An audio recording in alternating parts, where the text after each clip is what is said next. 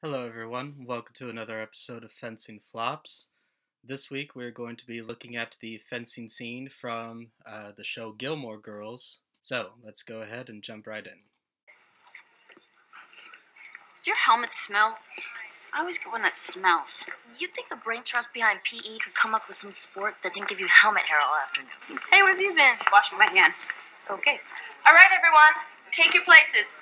We will warm up with your counter-6 repost cart. Doesn't it seem strange to be practicing a sport whose original purpose was to kill people? It's like if high schools of the future had teams of artillery or high-altitude bombing or something. As much as I hate to admit that, she kind of has a point.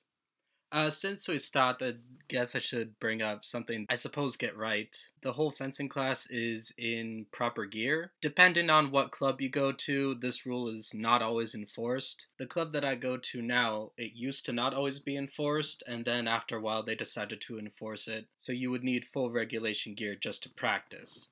But like I said, some places don't always require this. But it's nice that they're all wearing them.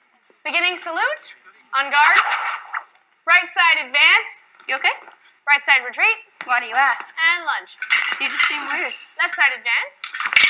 Easy there, Paris. Left side retreat. We're fencing, we're not playing patty cake. And lunge. You know, it's interesting how you think you know someone. Right side cart lunge. You trust a person, you rely on a person, then you turn around one day and realize you've been had. Ever experienced that? Riposte.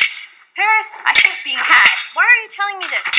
You're not supposed to be parrying that hard. So, this is odd. The first thing that I want to bring up is their mispronunciation, cart.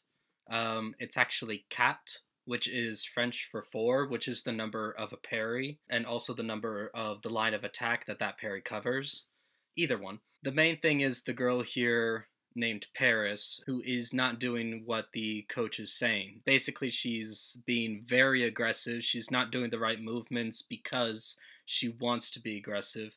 It looks like right now they're doing footwork with some blade work involved, and right now she's doing a lot of blade work just whacking at her opponent's blade because she's mad. This would not go on for very long in a real drill. It's a safety measure, and no coach would let it stand for very long. What are you talking about? I saw the pictures. What pictures? You know what pictures. Obviously, I don't know what pictures. Pictures of you and Francie. You and Francie in the parking garage talking about me. Paris, don't make that face at me. What face? I'm wearing a mask.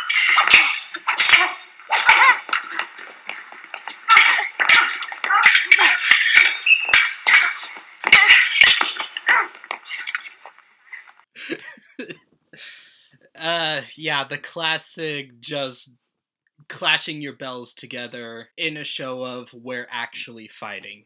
This obviously is not very realistic. Their form is very awful, but I don't really blame them on this.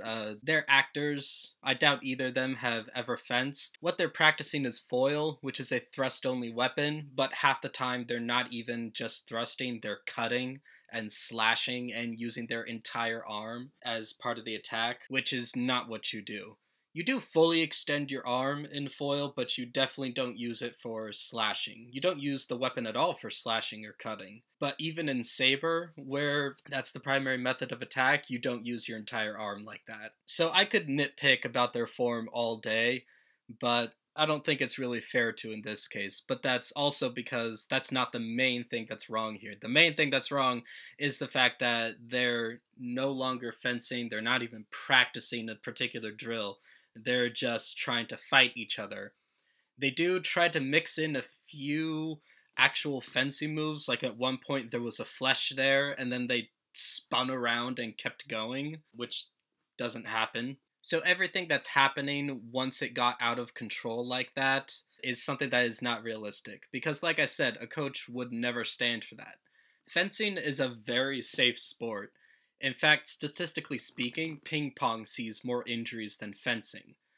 So, fencers, we know what we look like. We know that it looks really dangerous. So that's why we take safety very, very seriously. Injuries are very rare in fencing. So if two students are acting like this, that's a safety hazard, and it's one that the students are just bringing on themselves. So it's up to the coach to stop them. You know, they're doing all this with emotion, they're angry, and they're just not listening to what the coach is saying. So the coach would have stopped this a long time ago.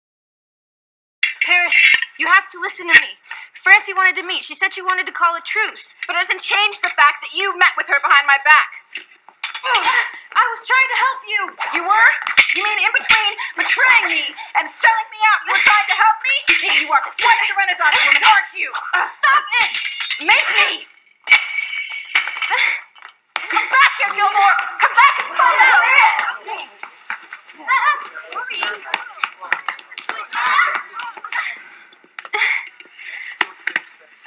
And the worst part is, you told her about Jamie. I can't believe I ever considered you my best friend.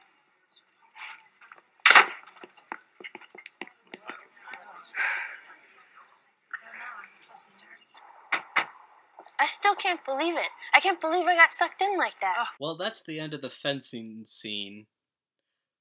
I want to make it clear, I wasn't cringing due to like all the drama of it and everything, which, you know, I don't really go for. I was reacting to just how many expellable offenses there were. There were several things there that would have been enough to get at least one, if not both, of them kicked out of the club. It's only practice, but there are still rules you had to follow. One of them used their non-fencing arm to physically push their opponent away. That's a black card. Several of their actions were made with deliberate brutality. Depending on the severity, that could be a red card, but in this case, it's probably a black card. Basically, they kept going, even when they should have stopped a long time ago. That also would have been a black card. There were so many things that would have been enough to get them kicked out of any club. And once that happens, it's not just getting kicked out of a club. Your name gets put on a list, and depending on what country you're from, the fencing organization of that country and the FIE, they also get involved and they do a background check into your behavior. Depending on whether or not you've done this kind of stuff in the past, and depending on how bad it was, they look at it on a case-by-case basis because they have the time to, because that's how rare this kind of thing is. They might decide to temporarily ban you. They might decide to permanently suspend you. It could be any number of things. But most likely, if this actually happened, that would be enough to get both of them kicked from the sport entirely. Basically, you would be put on a list that every coach would then know, do not let this person join. And obviously, if you try to join a club anyways, maybe under a different name, and you get found out, that's just making things worse for yourself. That's digging your own grave after you've been buried.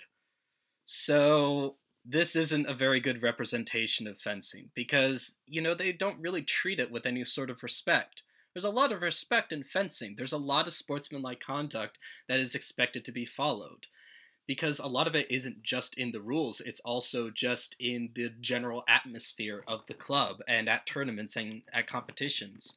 Fencers treat each other with a lot of respect. So stuff like this, it isn't just unrealistic, it's honestly rather insulting. The director's thinking, how can we make these two people fight each other but not actually show any violence? Oh, fencing, because that's a fight. It's not a fight, it's an engagement.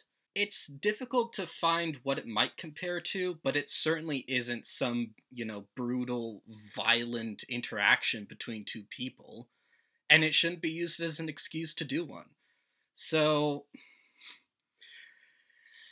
I was more annoyed than anything else at this. It doesn't showcase fencing at all. Like I said, their form was fairly non-existent, but it was totally overshadowed by just how they treated each other.